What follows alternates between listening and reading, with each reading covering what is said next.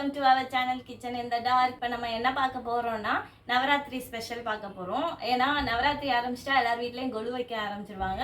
So 9 நாளும் ஒவ்வொரு பிரசாதம் பண்ணி கொடுப்பாங்க.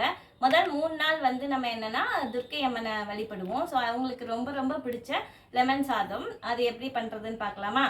வாங்க வீடியோக்குள்ள போகலாம். ஸோ லெமன் சாதம் செய்கிறதுக்கு ஃபஸ்ட்டு நமக்கு சாதம் வேணும். 200 கிராம் ரைஸை வந்து நல்லா வடித்து உதுராக எண்ணெய் போட்டு நல்லா ஆற வச்சுருக்கேன்.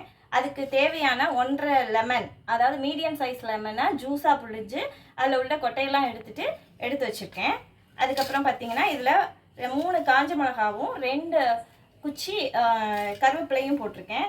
அதுக்கு 5-6 முந்திரி வச்சுருக்கேன். அதுக்கப்புறம் இது கடுகு, இது கொஞ்சம் பீனட்ஸ், நமக்கு வேர்க்கடலை வச்சுருக்கேன். தாளிக்கிறதுக்கு தேவையான எண்ணெய், உப்பு, அதுக்கப்புறம் மஞ்சத்தூள். அவ்வளோதான். எப்படி செய்யலான்னு பார்க்கலாம். ஸோ அடுப்பை ஆன் பண்ணியாச்சு.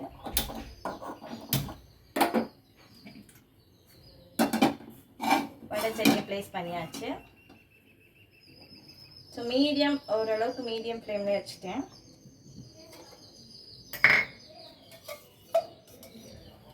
One, 2, 3, 4, 5 ஸ்பூன் நல்லெண்ணெய் ஊற்றிருக்கேன்.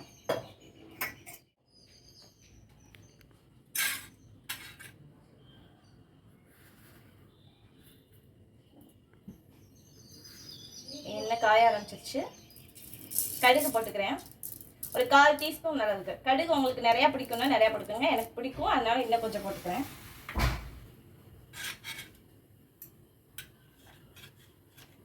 கடுகு லைட்டாக பொரியட்டும்.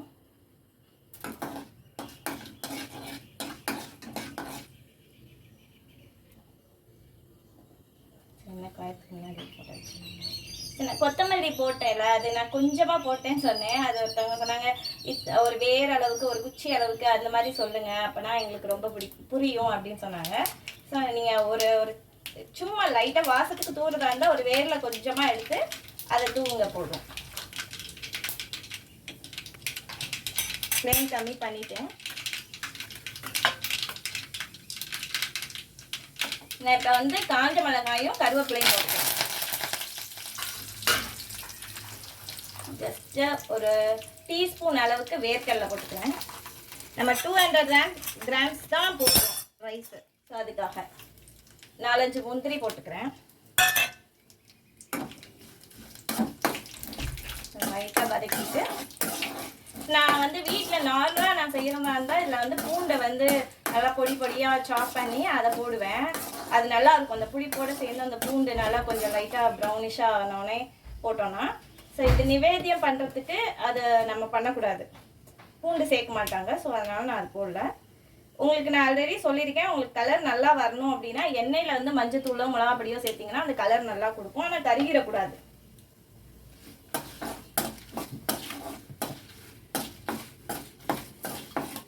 ஸோ அவ்வளோதான், நான் ஆஃப் பண்ணிட்டேன்.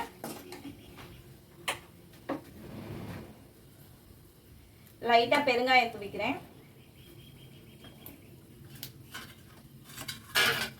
லாஸ்ட்டாக ஆஃப் பண்ணிவிட்டு அந்த ஹீட்டில் தான் நான் லெமன் ஜூஸை ஊற்றுறேன். சில பேர் வந்து இதில் தண்ணியை கலந்து லெமன் ஜூஸை ஊற்றி அதை கொதிக்கலாம் வைப்பாங்க. அப்போல்லாம் நீங்கள் வச்சிங்கன்னா அந்த புளிப்போட டேஸ்ட் கிடைக்காது. அந்த புளிப்பு டேஸ்ட்டே இருக்காது. ஒரு மாதிரி அலண்ட மாதிரி இருக்கும். அது நல்லாவே இருக்காது. கொஞ்சமாக இந்த ஜூஸ்க்கு ஏற்ற மாதிரி கொஞ்சமாக உப்பு போட்டுக்கிறேன். அவ்வளோதான், முடிஞ்சு போச்சு. நம்ம இனி சாதத்தில் எப்படி கலரலான்னு பார்க்கலாம். ஸோ நான் இந்த சாதத்தில் ஏற்கனவே எண்ணெய் ஊற்றி உப்பு போட்டிருக்கேன். இப்போ லைட்டாக நான் வந்து சும்மா 3 விரலில் பிடிச்சி கொஞ்சமாக வெந்தயத்தூள் போடுறேன். வெந்தயத்தூள் லெமன் ரைஸில் போட்டால் கசக்குமே, அப்படின்னா நல்லா இருக்கும் டேஸ்ட்டு. நீங்கள் பண்ணி பாருங்கள். கலர்றதுக்கு முன்னாடி அதை போட்டுருணும். நான் எண்ணெய் ஊற்றி கிளறும் போதே அதை போட்டுருவேன். நான் உங்களுக்கு காட்டணுங்கிறதுக்காக இப்போ நான் போட்டேன். ஸோ இப்போ லெமன் ஜூஸ் எல்லாத்தையும் இதில் வடிச்சிட்டேன். ஃபுல்லாமே வடிச்சிட்டேன். நீங்கள் வந்து 1/2 kg ரைஸ்னால் ஒரு மீடியம் சைஸில் 3 பழம் போதும், கரெக்டாக இருக்கும். ஸோ இந்த மாதிரி பீனட்ஸு அதெல்லாம் சேர்க்குறீங்க அப்படின்னா ஒரு 3 அளவுக்கு பழம் போதும். பூண்டு அதெல்லாம் சேர்க்கும்போது கொஞ்சம் அந்த புளிப்பு டேஸ்ட்டு அதை எடுத்துக்கும். அதனால் 3 பழம் அது போதும், மீடியம் சைஸ். ஒரு சில பழத்தில் ஜூஸ் நிறையா இருக்கும், அப்படின்னா நீங்கள் 3 பழமே ஊற்றுங்க போதும்.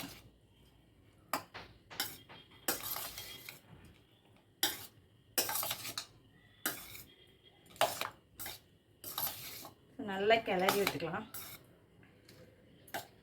பாத்திரத்தில் கொஞ்சம் கொஞ்சம் ஒட்டி இருக்குல்ல, அதில் கொஞ்சம் சாதம் போட்டு கிளறிக்கலாம்.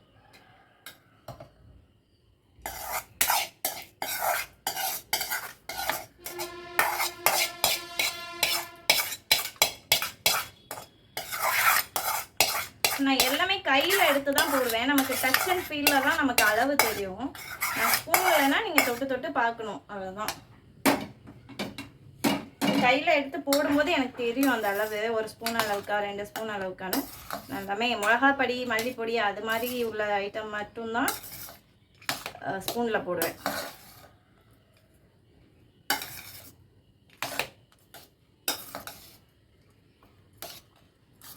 நல்லா கலந்து விட்டுக்கலாம். நீங்கள் லெமன் ரைஸ், புளியோதரை அதெல்லாம் நீங்கள் செய்கிறீங்க அப்படின்னா கிளறுன உடனே சாப்பிட்டிங்கன்னா அதோட டேஸ்ட்டு தெரியாது. கொஞ்சம் நேரம் அதை வந்து அப்படியே நல்லா அமுக்கி ஒரு மூடி போட்டு ரெஸ்ட்டில் விட்டுட்டு அதுக்கப்புறம் சாப்பிட்டிங்கன்னா சூப்பராக இருக்கும். மார்னிங் செஞ்சுட்டு ஆஃப்டர்நூன் அப்படி சாப்பிட்டிங்கன்னா நல்லாயிருக்கும்.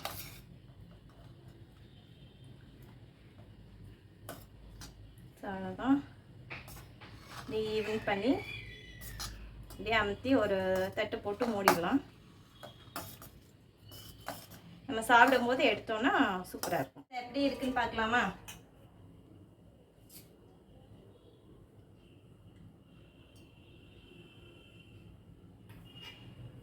புளிப்பு உப்பு எல்லாமே நல்லாவே இருக்கு. கொஞ்சம் ஹெவியாகவே இருக்கு, ஏன்னா நம்ம இப்போ தானே கிளறணும். கொஞ்சம் நேரம் ஆனவுடனே அது ஃபுல்லாக அந்த ரைஸ் இழுத்துக்கும் பார்த்தீங்களா, அப்போ வந்து பர்ஃபெக்டாக இருக்கும்.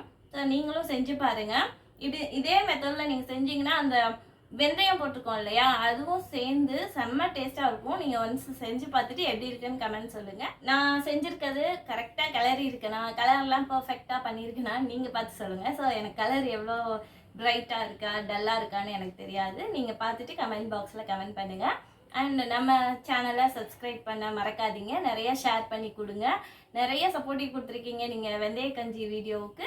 ஸோ இதே மாதிரி எல்லா வீடியோஸ்க்கும் எனக்கு சப்போர்ட் பண்ணி கொடுத்து சப்ஸ்கிரைப் பண்ணி கொடுத்து என்கரேஜ் பண்ணி மோட்டிவேட் பண்ணுங்கள். நெக்ஸ்ட் வீடியோவில் பார்க்கலாமா? டாடா பாய்.